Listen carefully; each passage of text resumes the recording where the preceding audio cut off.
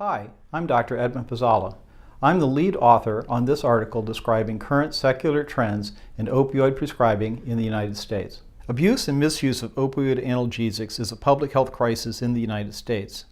Overdose deaths have increased steadily since 2000. However, deaths from natural and semi-synthetic opioids stabilized in 2011, while deaths from heroin began increasing in 2010 and drove overdose deaths. During this time, numerous policies were implemented to curb abuse, misuse, and diversion of prescription opioids, and to improve medical practice surrounding opioid use. There was a concurrent effort to decrease the desirability of prescription opioids for abusers through the development and approval of opioids with abuse-deterrent properties, OADPs. Concerns have been raised that these efforts to reduce abuse may have unintended consequences.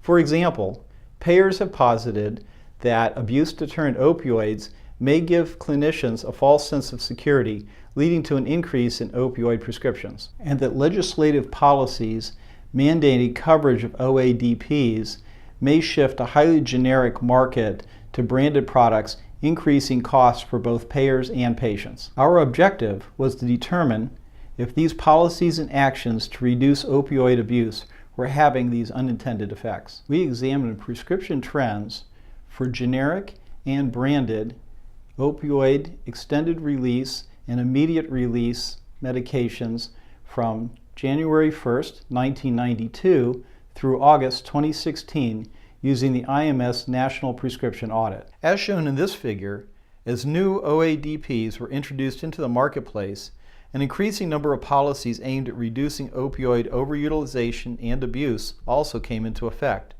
Together, these forces initiated a market contraction in 2011 that is continuing through 2016. Here is the trend of the total number of dispensed opioid analgesic prescriptions from 2012 through 2016. As you can see, the total number of dispensed opioid prescriptions declined by 2.2% in 2014, 6.8% in 2015, and are projected to decrease by 2.9% by year-end 2016. During this time, branded opioid analgesics decreased as a proportion of overall opioid prescriptions, 4.8% in 2014, 4.1% in 2015, and a projected 3.7% share in 2016. Since 2010, the number of dosing units per extended release opioid prescription dispensed has decreased by 20%.